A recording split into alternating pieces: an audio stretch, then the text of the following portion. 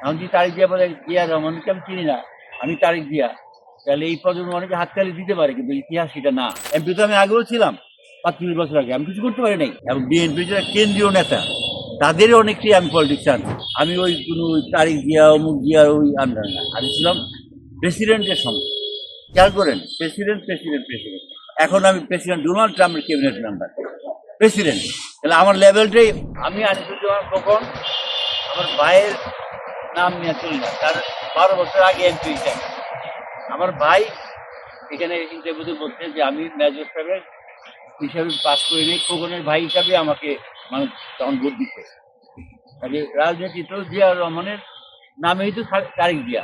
এখন যদি তারিখ জিয়া বলে জিয়া রহমানকে আমি চিনি না, আমি তারিখ জিয়া, তাহলে এই প্রজন্ম অনেকে হাততালি দিতে পারে, কিন্তু ইতিহাস সেটা না, তাই না?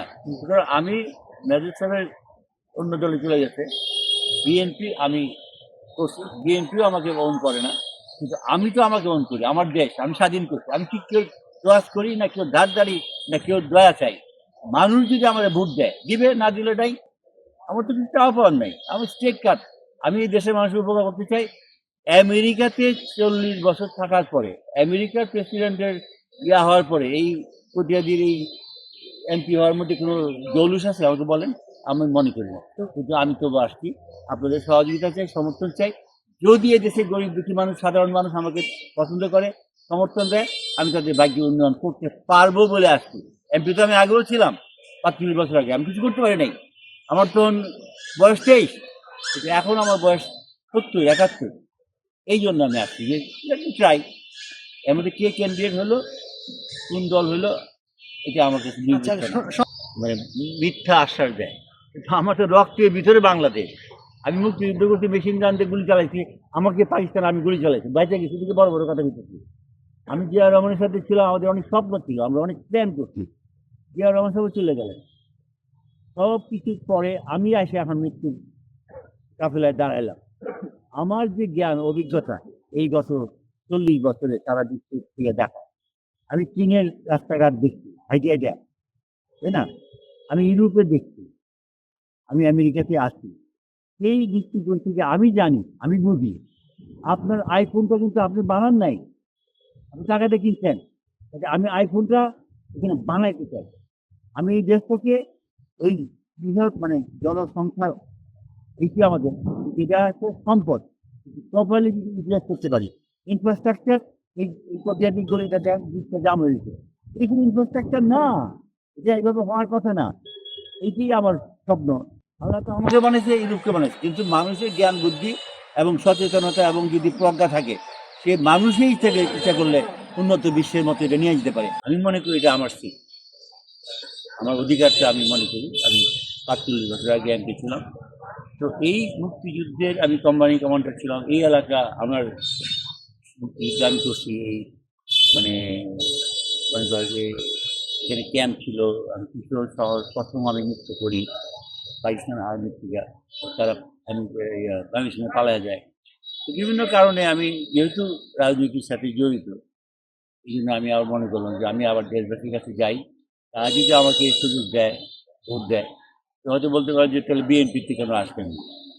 বিএনপি যেহেতু জিয়া রহমানের সাথে আমি ছিলাম, মানে আমি প্রতিষ্ঠাতাদের একজন অন্যতম, কিন্তু এখনকার বিএনপির সাথে তো আমার সম্পর্ক নেই।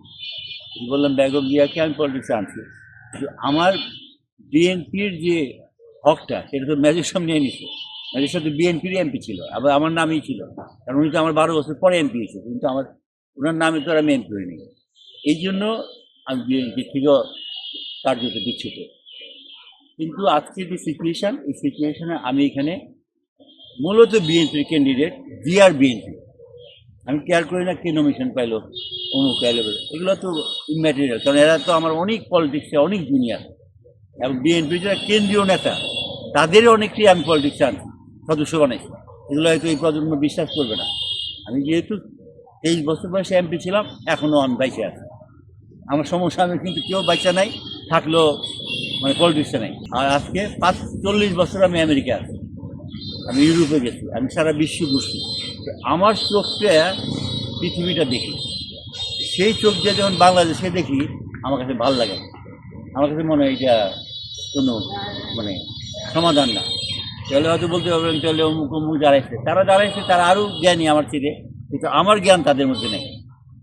অনেস্টলি বললাম, ওই ডিউ রেসপেক্ট।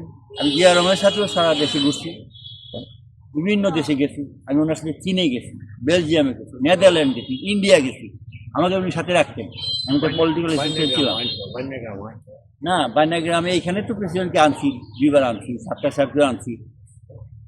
এই প্রজন্ম জানে না আমি যে রাজনীতি করছি জাতীয়, আমি ওই কোনো তারিখ দিয়া অমুক দিয়া ওই আন্দোলন না, আমি ছিলাম প্রেসিডেন্টের সঙ্গে। এরশাদ সাহেবকে আমি আনছি কিশোরগঞ্জের জেলা উদ্বোধন করতে, কিশোরগঞ্জ জেলা উদ্বোধন করে আমি ভাষণ দিই। খেয়াল করেন, প্রেসিডেন্ট প্রেসিডেন্ট প্রেসিডেন্ট। এখন আমি প্রেসিডেন্ট ডোনাল্ড ট্রাম্পের ক্যাবিনেট মেম্বার, প্রেসিডেন্ট। তাহলে আমার লেভেলটাই, হ্যাঁ, আমি এর নিচে নামি না। কিন্তু অনেকে আছে যে নাতিপুতির নাম বাইকা ওই রাজনীতি করে, এরাই দেশের জন্য কিছু করতে পারবে না, সে ক্ষমতাই নাই।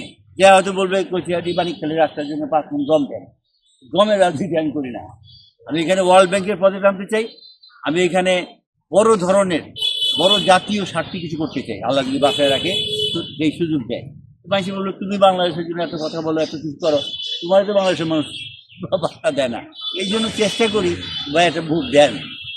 আমি বিএনপি এমপি হতে চাই না, আওয়ামী লীগের এমপি হতে চাই না, আমি বাংলাদেশে এমপি হতে চাই। আর সেটা যদি হইতেই পারি, আল্লাহ দেয়, সব কিছু মালিক আল্লাহ, আপনাদের কিছু করার ক্ষমতা নেই। আল্লাহ যদি দেয় তাহলে একটা ইতিহাস সৃষ্টি করতে পারবো।